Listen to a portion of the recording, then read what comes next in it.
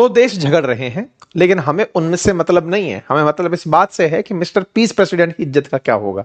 ऐसा मैं क्यों कह रहा हूं? क्योंकि दुनिया में युद्ध को शांत कराने का बीड़ा उठा चुके मिस्टर डोनाल्ड ट्रंप इन दिनों बड़े ही अपसेट होंगे। अपसेट क्यों होंगे? क्योंकि हर जगह ये अपने आप को मजाक में दिए गए एक शब्द पीस प्रेसिडेंट से बहुत ज्यादा अफेक्शनेट हो गए थे। मतलब इन्हें लगने लगा था कि मैं वाकई में शांति कराने के लिए तो बना हूं, मैं पूरी दुनिया में युद्ध नहीं शांति लेकर आया हूं। फिर चाहे मैं इजराइल गाजा की बात करूं, चाहे मैं भारत पाकिस्तान की बात करूं, चाहे मैं ईरान इजराइल की बात करूं, अब इसी तरह से चाहे मैं कंबोडिया थाईलैंड की बात करूं। कंबोडिया थाईलैंड से याद आया कि ट्रंप जिन्हें शांति की जबरदस्ती की बीमारी लग गई थी कि मैंने शांति कराई है, नोबेल पीस पुरस्कार कमेटी ने तो इन्हें रिजेक्ट कर दिया था कि नहीं, तुम ऐसा कुछ नहीं करा पाए हो। लेकिन आज सही मायने में उन देशों में से एक ने भी रिजेक्ट कर दिया है जिसके लिए इन्होंने खुद से ही फीफा का पहली बार का शांति पुरस्कार दे लिया। मैं चर्चा कर रहा हूं मिस्टर पीस प्रेसिडेंट के द्वारा जिन 7 महीने में 7 वॉर को रुकवाने का जिक्र किया जाता है, उनमें से एक वॉर जो कंबोडिया थाईलैंड के बीच लड़ी जा रही थी, जिसके लिए ये कहते आ रहे थे कि मैंने 7 युद्ध रुकवा दिए हैं, उनमें से कंबोडिया थाईलैंड आज फिर लड़ लिए।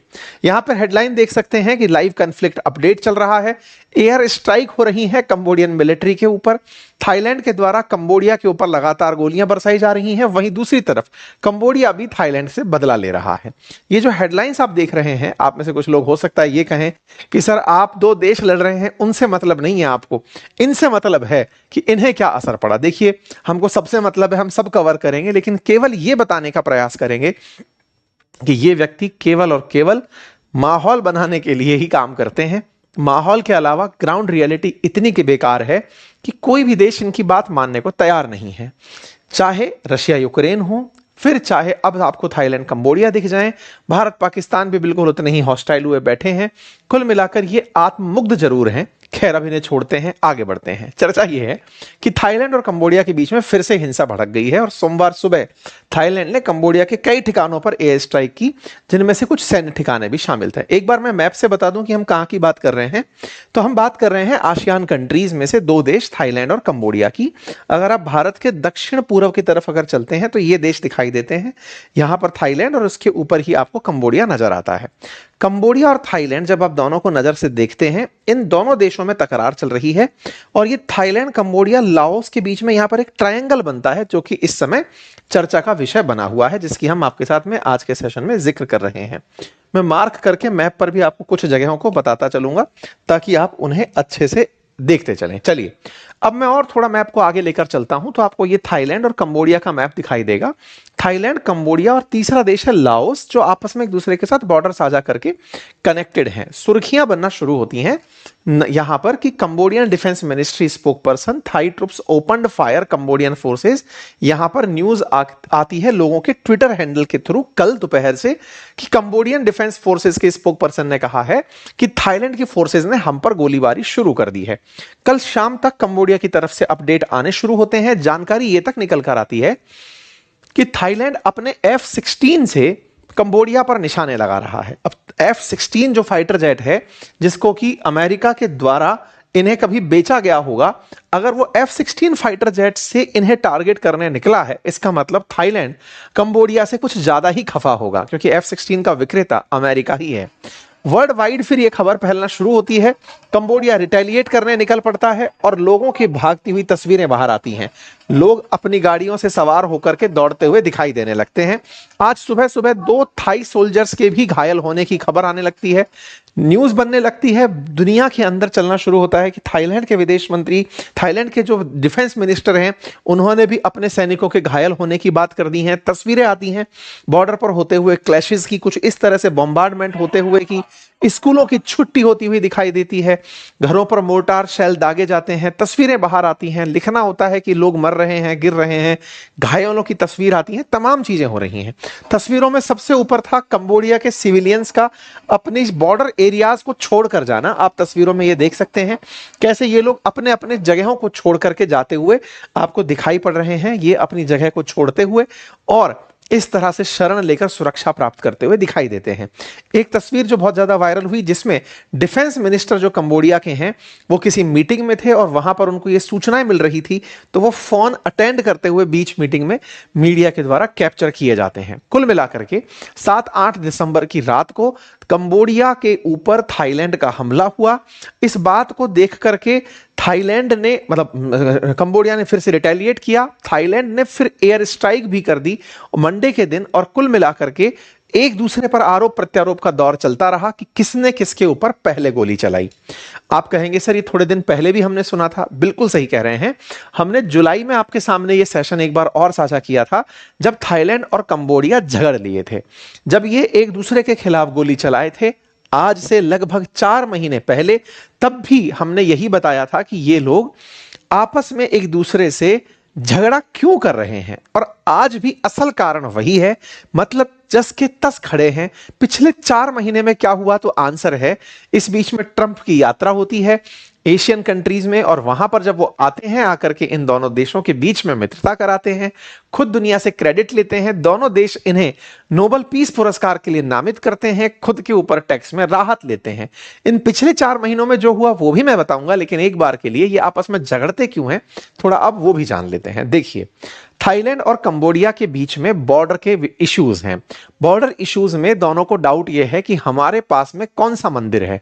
लड़ाई असल में मंदिरों की चल रही है। मंदिर क्या है, अगर आप मैप को ध्यान से देखें तो आप पाएंगे कि ये ना, यदि इस मैप को आप ध्यान से ऑब्जर्व करें तो आप देखेंगे कि, एक मिनट, हाँ, यहां पर ये तामुएन थान मंदिर है जो कि थाईलैंड में है, और इधर की तरफ प्रिय विहार मंदिर है जो कंबोडिया में है।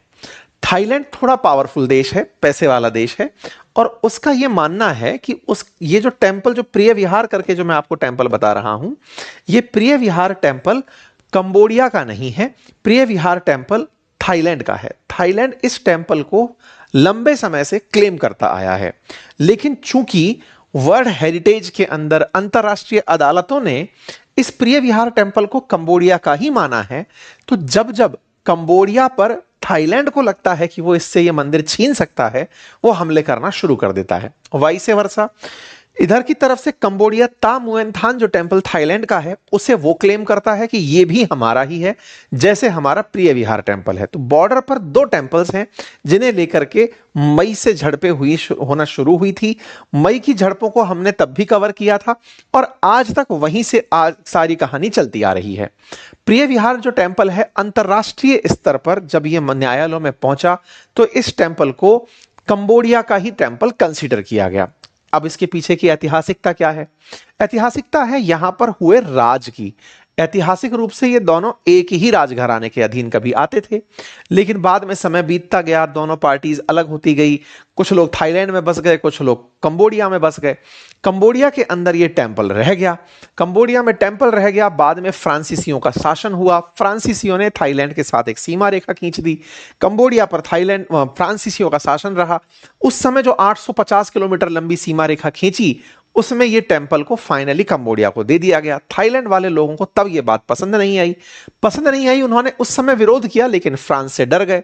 लेकिन बाद में जब फ्रांस यहां से चला गया, तो इन्हें लगा कि अब वो इस टेंपल को ले सकते हैं। इसीलिए ये लगातार पिछले लगभग 50-60 सालों से तो लगातार कंबोडिया के साथ झगड़े में बैठे हुए हैं। कुल मिलाकर एक टेंपल को वापस पाने की और उसके क्षेत्र को कब्जे में लेने की सारी लड़ाई है। प्रिय विहार टेंपल को यूनेस्को के द्वारा वर्ल्ड हेरिटेज का तमगा भी दे दिया गया। तो यूनेस्को ने जब इसको वर्ल्ड हेरिटेज का तमगा दिया, तो थाईलैंड को इससे और दुख हुआ। एक तो टेंपल हमारा नहीं है और आप उसे वर्ल्ड में इतना रिकॉग्नाइज कर दे रहे हैं। ये जो टेंपल है ना, इसकी एक बड़ी विचित्र स्थिति है। प्रिय विहार टेंपल जिस तरह से आपको यहां पर एक प्लेन में दिखाई दे रहा है, असल मायने में इस प्लेन के जस्ट दूसरी तरफ अगर आप देखेंगे तो बड़ा गड्ढा है। मतलब ये जो दिख रहा है, इसके दूसरी तरफ वाला जो क्षेत्र है वो गहराई में है। ऊपर से जो प्लेनर एरिया है ये कंबोडिया के पास है, और नीचे की तरफ जो गड्ढे वाला क्षेत्र है वो थाईलैंड के पास है। थाईलैंड वाले कहते हैं कि ये क्षेत्र हमारा होना चाहिए, कंबोडिया वाले कहते हैं कि टोपोग्राफी बताती है कि ये तो हमारा ही है। कुछ इस तरह से इन लोगों के बीच में टेंपल को लेकर डिस्प्यूट है। ये प्रिय विहार टेंपल का कैंपस है, जिसमें थाईलैंड यहां पर अपना बॉर्डर मानता है और कंबोडिया बॉर्डर को थोड़ा दूसरी तरफ मानता है। कंबोडिया जो मानता है, दुनिया भी वही मानता है। अब इस टेंपल को इस तरह से देख सकते हैं, ये एक पहाड़ पर पर स्थित टेम्पल है। अगर आप इस टेम्पल को देखें तो ये आपको इस तरह से दिखाई देगा। आपको यहाँ जो ग्रीनरी दिखाई दे रही है ये सेम प्लेन पर नहीं है, ये गहराई के अंदर खाई में घुस करके प्लेनरी है, ग्रीनरी है जो दूर से कैमरे में कैप्चर हुई है। प्लेनर वाली जो साइड है ये कंबोडियन साइड है, दूसरी तरफ थाईलैंड वाली साइड है। ठीक है, अब आप इसे ऐसे देख करके समझ सकते हैं, कंबोडिया और थाईलैंड में इस तरह की गहरी खाई बनी हुई है, लेकिन थाईलैंड इसको अपने कब्जे में लेना चाहता है कि नहीं ये किला तो हमारा होना चाहिए। बिल्कुल वैसी वाली फीलिंग के साथ थाईलैंड इसको अपने पक्ष में लेना चाहता है। ठीक है साहब, अब ऐसी स्थिति में इन दोनों के बीच में झगड़ा पहले भी हो चुका है। जब पहले झगड़ा हुआ तो साहब ट्रंप ने इस जगह पर शांति प्रस्ताव रखा कि मैं इसकी शांति कराना चाहता हूं। ट्रंप ने जब ये दोनों झगड़ रहे थे तब इन्हें ऑफर दिया जो भारत पाकिस्तान के केस पे लागू हुआ था कि मैं तो ट्रेड की डील देता हूं, अगर चाहिए तो ले लो और उसके बाद में हम नेगोशिएट कर लेंगे। तो ट्रंप ने पिछली बार इनके साथ जब पीस डील की थी तो उस पीस डील में इनसे यही कहा था कि भाई देखो मैं तुम्हारे बीच में समझौता करने को तैयार हूं, समझौता करा दूंगा, लेकिन तुम्हारे को मैं बेनिफिट भी दे सकूंगा अगर तुम मेरी बात मानोगे। मैं टैरिफ में तुम्हें रिलीफ दूंगा, रेसिप्रोकल टैरिफ कम कर दूंगा अगर तुम मेरी बात मानते हो। दोनों देशों को अच्छा लगा। ट्रंप दुनिया भर पर जब टैरिफ बांट रहे थे, लुटा रहे थे, उस समय इनकी बात मानने से अगर किसी देश के ऊपर टैरिफ कम हो जाते हैं तो वो लोग बात मानने के लिए तैयार हो गए। तो कुल मिलाकर के ट्रंप ने जो भारत पाकिस्तान के केस में शब्द यूज किया था कि मैंने इनको ट्रेड का नाम लेकर के कि मैं ट्रेड नहीं करूंगा तुम्हारे साथ, बिल्कुल वैसा ही कहकर इनके साथ में समझौता कराने की बात कही। ट्रंप इन दोनों के बीच समझौता कराते हैं। समझौता कराने के बाद अक्टूबर में आप कुआलालंपुर आते हैं। ट्रंप जब कुआलालंपुर आते हैं तो ऑन टेबल बैठकर इनके बीच में हैंडशेक कराते हैं। दोनों के बीच में कुआलालंपुर के अंदर Cambodia Thailand peace treaty sign होती है। थाईलैंड और कंबोडिया के राष्ट्रपति उठते हैं और उठ करके ट्रंप के सम्मान में बढ़िया बढ़िया कसीदे कसते हैं। ट्रंप कहते हैं कि देखिए मैंने शांति स्थापित करा दी। थाईलैंड के प्रधानमंत्री कहते हैं कि थाईलैंड की तरफ से हम ट्रंप को नोबेल शांति पुरस्कार के लिए नामित करते हैं। ठीक इसी प्रकार से कंबोडिया वाले भी बिल्कुल ट्रंप के सामने बिछी गए कि सर आप तो बस टैरिफ हटा दो और हम आपकी शांति को मानते हैं। यानी कि ट्रंप ने पूरी तरह से इन लोगों के साथ जो उस समय किया वो टैरिफ के नाम पर जो खेल किया था वो वाकई में ट्रंप जिस इमेज से लड़ रहे थे कि लोग उनकी मजाक बना रहे हैं कि ट्रंप तुम्हारे कहने से कुछ नहीं होता, इन्होंने इन दो देशों को पकड़ा, छोटे मोटे बॉर्डर क्लैशेस थे, उस पर अपने आप को बड़ा आदमी दिखाने का प्रयास किया। लेकिन हद तो तब पिट गई जब ये दो देश भी जिनके बॉर्डर पर लड़ाई में कोई भी मतलब ज्यादा नुकसान भी नहीं हुआ है, ऐसी लड़ाई की मतलब जिसको ट्रंप क्रेडिट में काउंट कर लेगा कि मैंने युद्ध रुकवा दिया, अब वो लोग भी बात नहीं माने। मुसीबत ये नहीं है कि ट्रंप युद्ध रुकवाते हैं तो गलत है, मुसीबत ये है कि काम इतना सा और हंगामा इतना करने की जो इनकी आदत है उसका भी मजाक उड़ गया है। इन्होंने इतना ज्यादा जो माहौल बनाया कि मैंने थाईलैंड कंबोडिया का युद्ध रुकवा दिया है। मजाक इस बात पर बन रही है कि साहब आपने पहले तो वो युद्ध नहीं था, अगर इसको आप युद्ध कहते हो तो फिर इजराइल और ईरान को क्या कहेंगे, रशिया यूक्रेन को क्या कहेंगे, गाजा इजराइल को क्या कहेंगे, है ना। उनके मुकाबले ये बहुत छोटू सी घटना थी, लेकिन इस छोटू सी घटना में भी आपने क्रेडिट दुनिया जहान का ले लिया, उनके मुंह से प्रेशर डलवा डलवा के शब्द बुलवा लिए कि कहो हम पीस प्रेसिडेंट हैं। ये सब खेल जब हुए तो इस बात से अब उनकी मजाक बनना शुरू हो रही है। पुराने जो ट्वीट्स हैं इनके ट्रंप के, उनके नीचे जाकर के लोग इन्हें खींच रहे हैं। इतना ही नहीं, लोगों का ऑब्जर्वेशन ये भी निकल कर आ रहा है कि थाईलैंड को इसकी वजह से बहुत नुकसान होगा, क्योंकि कंबोडिया जब रिटेलिएट करेगा, थाईलैंड की बड़ी इकोनॉमी पर्यटन पर निर्भर करती है। जिन आइलैंड्स पर थाईलैंड में लोग घूमने जाते हैं उन आइलैंड्स को टारगेट किया जा सकता है, और ऐसे में कंबोडिया थाईलैंड दोनों में से थाईलैंड को जो टूरिज्म मिलता है उसको वो बहुत बुरी तरह बाधित होता हुआ दिखेगा। यही कारण है कि अमेरिकी अखबार इसे लिख रहे हैं कि जो ट्रंप की पीस डील थी ना वो टूट चुकी है।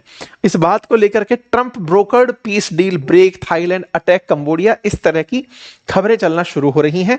4 लाख से अधिक लोग विस्थापित हो चुके हैं, ऐसी हेडलाइन बनकर आ रही है। कुल मिलाकर के झगड़े एक मंदिर के हैं, लेकिन ट्रंप ने जो माहौल बना करके दुनिया में अपने आप को स्थापित किया था, सवाल ट्रंप से ज्यादा पूछे जा रहे हैं। यानी हेडलाइन में कंबोडिया थाईलैंड का झगड़ा किसी के लिए इंटरेस्ट का विषय नहीं है, बोले लड़ रहे होंगे दो पड़ोसी हैं, लेकिन ट्रंप ने जिस तरह का शो किया था ना, लोग वही से हेडलाइन लेकर आ रहे हैं कि साहब ट्रंप की किसी ने नहीं मानी, खबर इसलिए ज्यादा बड़ी हो जाती है। ठीक है, और ऐसा नहीं है पहली बार है, थाईलैंड बीच में भी ये मतलब एक बार के लिए ऐसी हरकत कर दिया था। खैर, कुल मिलाकर के दोनों देश अपनी अपनी झगड़े में हैं। थाईलैंड का आरोप है, मतलब आप में से पहला सवाल ये बन सकता है कि अचानक ऐसा क्यों हुआ। भाई ये तो बहुत बड़ा सवाल है, अचानक थाईलैंड कंबोडिया पर हमले क्यों कर दिया। थाईलैंड का मानना था कि कंबोडिया वाले लगातार बॉर्डर पर अपनी सेना एकत्रित किए जा रहे थे और हम पर बड़े हमले की प्लानिंग कर रहे थे, इसलिए हमने उन पर हमला किया। मतलब ये वो वाली बात है कि आपसे कहा गया, जैसे इजराइल कई बार करता है कि इजराइल आपने ईरान पर हमला क्यों किया, बोले हमें डर था कि वो न्यूक्लियर बम बना रहे हैं, हम पर बम फेंकेंगे, हमने इसलिए हमला कर दिया। बिल्कुल वैसे ही थाईलैंड कंबोडिया पर हमला इसलिए किया, बोले हमें लगा कि वो हमारे खिलाफ प्लानिंग कर रहे हैं, ये तो हमारे लिए बहुत ही अच्छा ग्राउंड है, भारत के लिए तो पाकिस्तान पर हमला करने का, कि साहब वो तो हमारे खिलाफ तैयारी कर रहे थे तो हमने हमला कर दिया। तैयारी करने पर ही थाईलैंड कंबोडिया पर हमला कर दिया कि हमारे खिलाफ तैयारी कर रहे थे, बोले बॉर्डर पे वो बहुत सारे सैनिक लेकर आ गए थे तो हम हमला करने चले गए। कुछ वैसी वाली बात इन्होंने की। कंबोडिया ने कहा कि ये हरकत कर रहे हैं जबरदस्ती युद्ध को उकसाने की, ऐसा कुछ भी नहीं था। कंबोडिया के पास तो टैंक हैं, थाईलैंड के पास भी लड़ाई के सामान है, सब लोग अपना अपना सामान दिखा रहे हैं, इसमें क्या दिक्कत है। खैर, कुल मिलाकर के इसको प्रवोक करने वाली घटना कहा जा सकता है, इससे ज्यादा असर और कुछ नहीं है। कुल मिलाकर अगर बात की जाए कि दोनों देशों को क्या नुकसान होगा, तो ट्रंप आने वाले समय में हो सकता है कि इनके ऊपर फिर से टैरिफ खेलना शुरू करें। युद्ध भले ही रुकवा दें, लेकिन इंसल्ट बड़ी हुई है। बाकी आप लोग इसे कैसे देखते हैं जरूर बताइएगा। ट्रंप के बहुत से फैसले ऐसे हैं जिनसे पूरी तरह दुनिया परेशान चल रही है, चाहे जापान की परेशानी हो, चाहे तमाम चीजें हो, ट्रंप का प्रभाव खत्म हो रहा है। और प्रभाव खत्म हो रहा है का मेरा औचित्य है कि जब आप ऐसे युद्ध जिनको आपने ब्रोकर कराने के नाम पर बहुत ढिंढोरा पीटा हो, अगर वो आपकी बात नहीं मान रहे हो, मैं आपको इंटरेस्टिंग एक फैक्ट बताता हूं।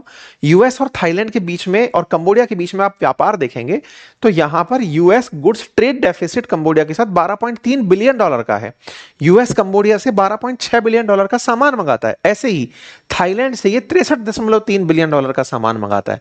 मतलब पैसे के मामले में यूएस कमाकर दे रहा है इन दोनों देशों को, फिर भी ये देश इनकी बात नहीं मान रहे हैं।